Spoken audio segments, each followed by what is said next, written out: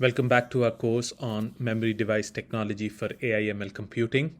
I'm your instructor, Dr. Shubhadeep from IIT Hyderabad. So before we dive into today's material, let us do a very quick recap of what we were studying the last time around. So the question we asked is, why is AI/ML such a big deal? Well, we saw that for certain tasks such as pattern recognition, even a baby's brain really outperforms a supercomputer. And when you want to do some even simple tasks like recognizing faces, dogs and cats, baby's brain can do it instantly, but a supercomputer still needs millions of images of training, thousands of GPU cycles, etc., and a lot of energy basically. Also, we clarified the three important terminology. Whereas AI is a big umbrella term, which means making machines that mimic intelligence. Inside AI is the broader term called machine learning, where systems learn from patterns of data. And within ML is deep learning, which uses multi-layer of neural networks, which is inspired by the brain. That is what we will be discussing today. Finally, we also took a short tour of the history of AI, where we looked at the three ages. One was the golden age, then was the lull period, and then the application boom. All the important developments that are used in modern AI ML systems, such as Hebbian learning or the perceptron model or backpropagation, was actually already invented in this golden period of 1940s to 70s. But because of severe constraints in data sets and hardware limitations, there were several lull periods and winters. And now with stronger systems in terms of computational firepower, you are having the new resurgence of AI, which kicked off your AI revolution. And also we reminded ourselves that AI history can be cyclical, and how we developed AI, especially in the context of our course, how we develop the hardware computational infrastructure around AI, will decide how successful modern day or the next generation AI systems will be. Okay, so with this introduction, let us do a deep dive today into what is, in essence, the task that AI ML does. So what are these pattern recognition tasks? So without taking a very big leap, let's first introduce something that we are much more familiar with. Mostly it's a tool used by all science and engineering people. So this tool is called your conventional 2D curve fitting. So in a lab, whenever we do any experiment, the experimental data is often scattered and noisy, as you can see from these blue dots. However, as human beings, we always want to explain the data.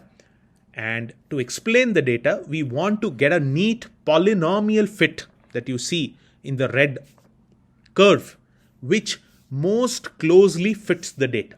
So this simple act of curve fitting, where you have a scatter of data and you're trying to fit a polynomial function through it so that you can make predictions now, is what gives rise to this interesting area of AI/ML computing.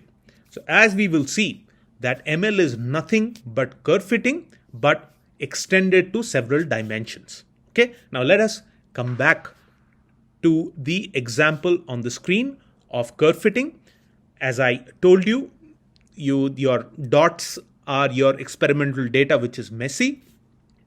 And what you need to do is to fit through this red line is first you need to guess a polynomial which you think will be able to fit this experimental data. Now, if you know a little bit of math, you will see that since it has couple of minimas and maximas turning up and down, first derivative would be a quadratic function, or you can say the polynomial should be a cubic function. People who learn a little bit of math will be able to easily guess it. However, note that there are two key terms here. One is your linear, which is a plus bx plus cx squared plus dx cube. This is the linear addition. But also there is a non-linearity in making sense of any data which is a slightly bit more complex. This is your non-linear term is x cubed, x to the power of 2, and so on and so forth. So as you can imagine, more complicated your data becomes, this non-linearity factor will also go to higher and higher dimensions. Now, how do we do this process of curve fitting? What you essentially do is you use something called the cost function. And let me introduce the cost function through this particular diagram over here. The cost function is nothing but a simple way of measuring how far our predictions are from the actual data points. Now, a very common choice here is the mean squared error that you see, where we take the predicted value from our model, subtract it with the true value, square the difference, and average over all the data points. If the curve fit is perfect, then the loss function would be 0. Why? Because your expected value and your actual value will be same. So the subtraction will be 0. So in the plot that you see on the right hand side, you see how the loss function changes as you go through more and more iterations. So what is the meaning of iteration? The objective or meaning of iteration is the parameters which were involved in your polynomial. You adjust them slightly and you make sure that these adjustments result in the overall reduction of the cost function. So as you iterated over these different parameters which reduce the cost function, your polynomial fit more closely hugs your experimental data. And you stop all this process when you see that your cost function or your error is below a particular threshold. So this is in essence what is 2D curve fitting. And as you will see, when you extend this to hyperdimensional data, you get the era of AI/ML computing. Now let us understand this with a simple example that is a very classic use case of AI/ML, which is the task of recognizing these handwritten digits. So for a human brain, you can quickly recognize that the digits on the screen is 5, 7, 8. You don't even have to think. Your brain knows it instantly. But now let me ask you the very important question. How does a computer actually see this image? So the computer does not see a 5 or 7. All it sees is a grid of numbers, different pixel intensities of how bright, see these areas are bright, or how dark each pixel is. So this is where AI/ML algorithms come into the fore. The job of these algorithms is to learn a function, a mathematical mapping from these input pixels, which the computer understands, to output labels. So what is the meaning of label? Label are these different classes. So in handwritten digits, there will be 10 such classes, 0, 1, 2, all through to 9, 10 such classes. So this is the AI/ML task. There is a handwritten digit and you have to segregate each image to one of these classes belonging from 0 to 9. But here is the twist. It is not about approximating just one single function that we already know, which was there in the previous slide in 2-dimensional curve fitting. Instead, the algorithm now has to explore a huge universe of possible functions and discover which is that particular function and that particular parameter space which best explains the data. Okay? And this is the big difference between AI/ML algorithms and your conventional curve fitting. So here is a simple question for you. How many dimensions does this MNIST digit have? Now let me explain what MNIST is. For standardizing how well my algorithm is doing against somebody else, there are some standardized data sets. Of course, if inputs are not same, you cannot really compare the accuracies. So MNIST or the Modified National Institute of Science and Technology, it's a standardization agency in the US, which came up with this data set of handwritten digits. So each digit is 28 cross 28 pixel. So there are 784 features, as you can say. And in the AI/ML community, it is considered that this is one of the very simplest of tasks. And therefore, you can imagine that fitting a curve with 784 dimensional space. And that is why I like to say that my take on AI/ML algorithms is that it is nothing but hyperdimensional curve fitting. So the beauty of AI/ML is also to be understood. That is, that once this algorithm is trained on these several data sets, the algorithm just does not simply memorize the data. What do I mean? It doesn't memorize. It doesn't think that only this way of writing 5 is 5. It generalizes data. So if you show it a slightly modified form of 5, suppose I write 5 like this, that is why it is handwritten. There is a lot of variation. It will be able to understand that even that is the numeral 5. If it is written with an unusual stroke or there is a little bit noise, and this is because it has captured or mapped the underlying features of 5, 7, 8, so on and so forth. Okay, not just memorize the samples. So the big takeaway is that AI/ML algorithms are a very useful methodology for exploring massive space of functions. And they take the simple idea of curve fitting and extend this to a hyperdimensional space. So the next time somebody who's not from a technical background asks you, what is this ChatGPT? What is AI/ML?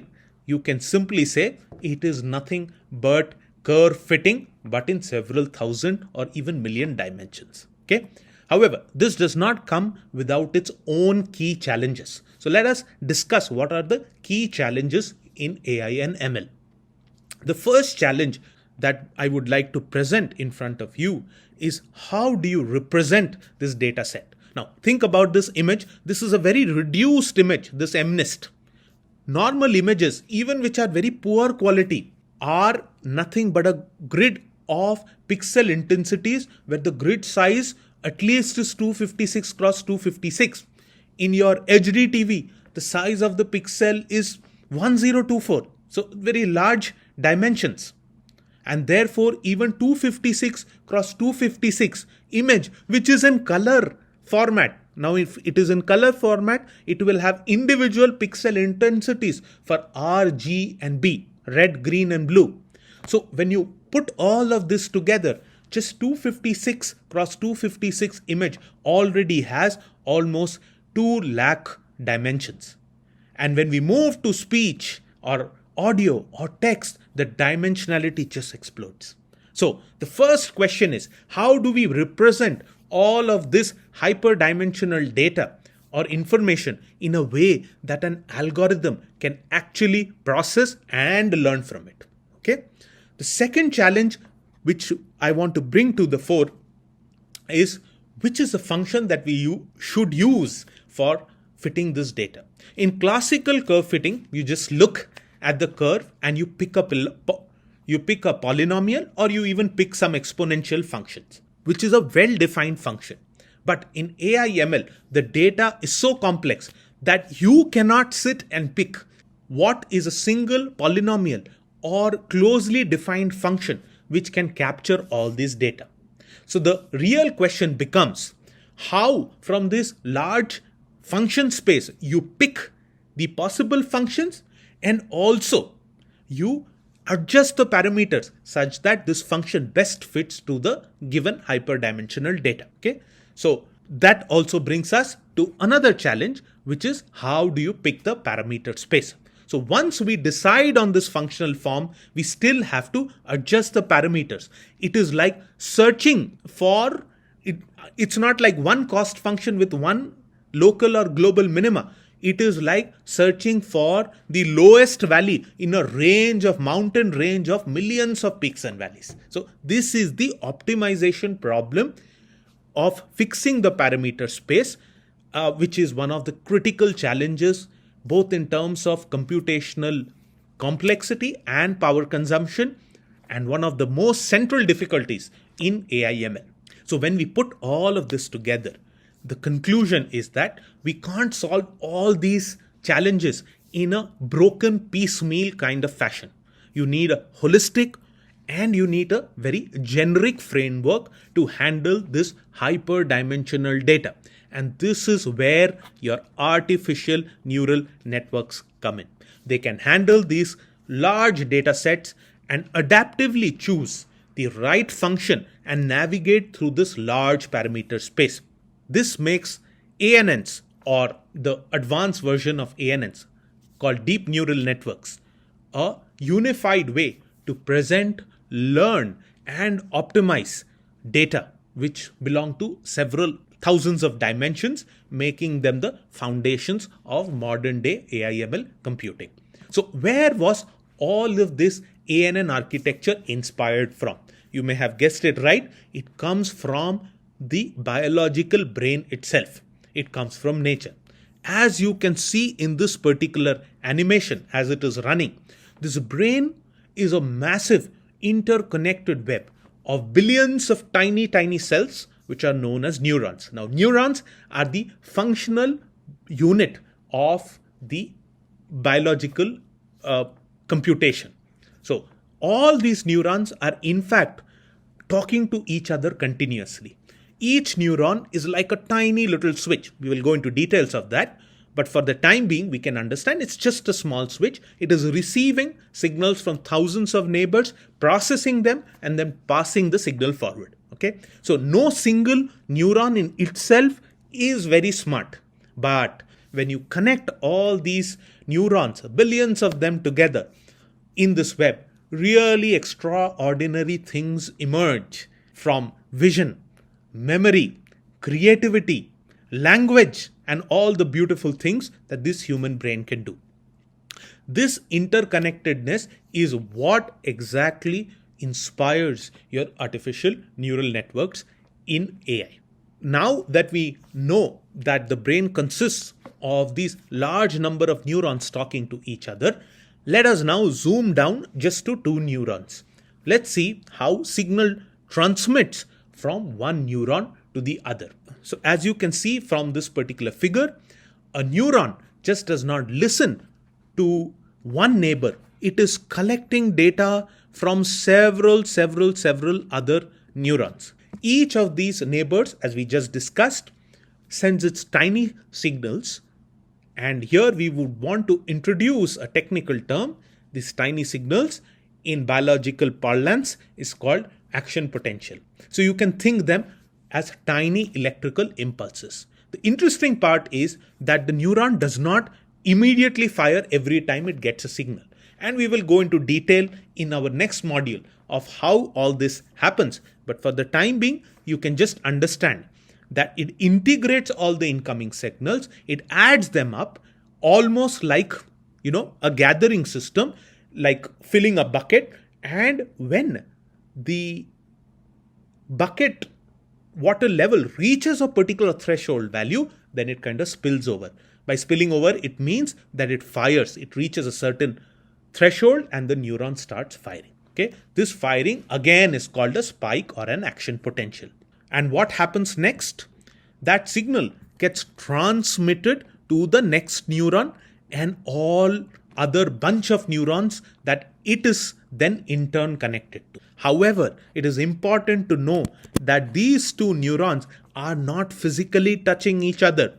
They meet at this tiny junction. This is like the postman between one neuron to the other. And this tiny junction or postman is called the synapse. So the neuron that is sending the signal is called the presynaptic neuronal cell, and the neuron which is receiving this action potential is called the postsynaptic receiving cell. And now, as we will see throughout our remainder of our course, the synapse is a very, very important piece of this entire story. For today, it is enough to understand that the synapse acts a little bit like a weight of a connection. If the synapse is strong, the signal has a big impact. The connection is very strong. If the synapse is weak, the signal from the presynaptic neuron to the postsynaptic neuron has a very tiny effect. So in many ways, the strength of the synapses determines how information flows and how knowledge is stored in our brain. Okay, so we will explore synapses much more detail, but for the time being, you can just imagine that neurons process all this information by integrating signals from many, many neighbors, and synapses control how strongly these signals matter.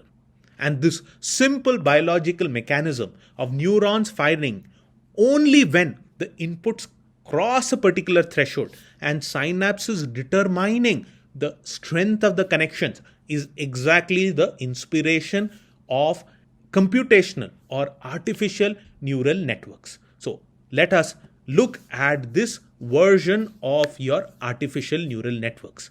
So till now we have seen how the biological neuron works. It collects information, it collects signals from several neighbors, integrates and fires. And now we will see how, taking inspiration from an actual biological neuron, you start building the software version or an artificial neuron. So let's look at this particular diagram very, very closely. It is going to be the heart of all artificial neural networks. So if you look at this diagram, the inputs on the left, which are labeled as x1, x2 till xn, represent the signals that are coming in from other neurons. They are just like action potentials in the brain. But in software, they could be pixel values from an image, or they could be sensor readings. Basically, they could be any data which is important in real life, which you want the algorithm to process. Now, what is happening with each of these inputs?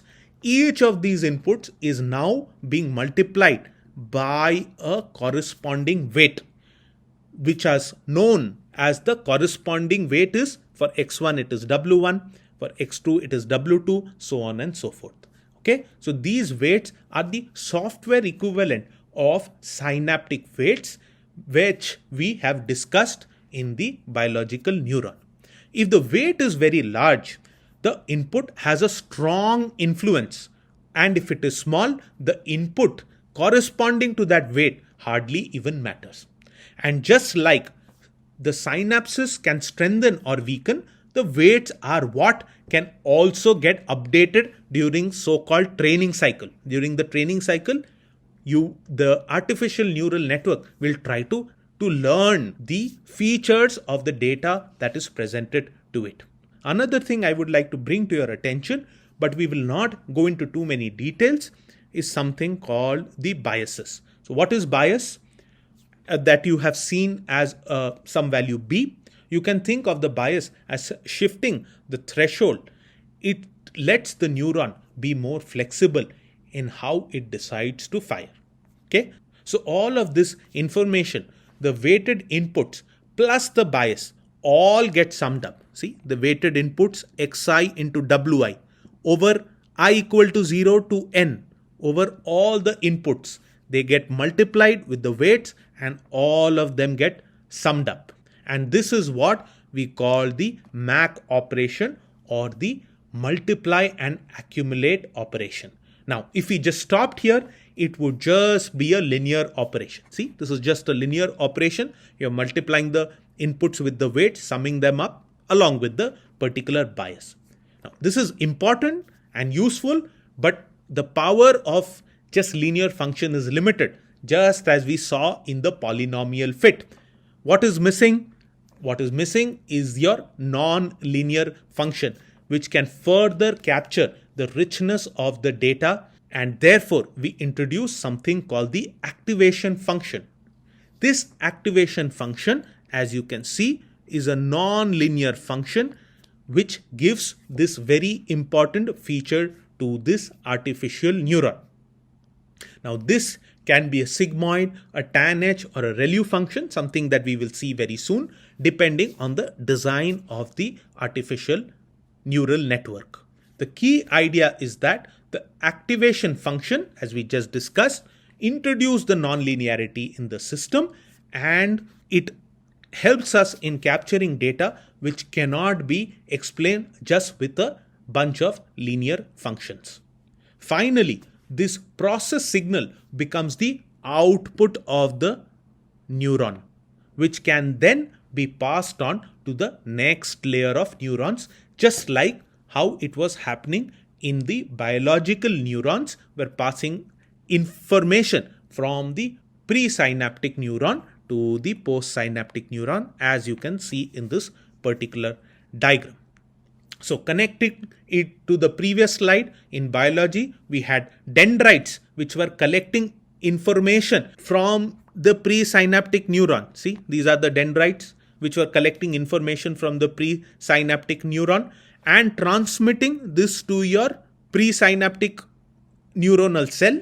So, and what this presynaptic neuronal cell was doing is accumulating, and when it reaches a threshold, firing.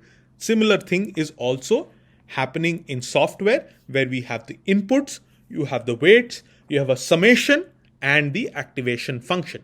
The same principle is now just translated into math, which you can now put in a computer program. So in the next class, what we will do is we will try to scale this individual neuron into a full-scale neural network, which will do all these fascinating things that your AI ML algorithm can do.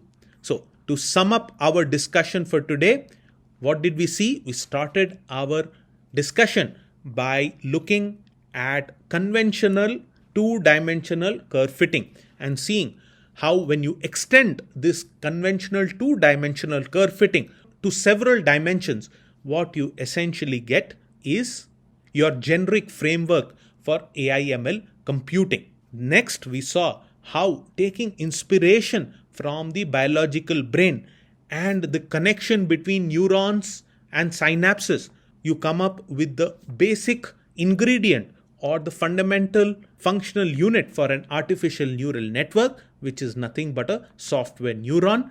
The software neuron consists of the linear and the nonlinear function.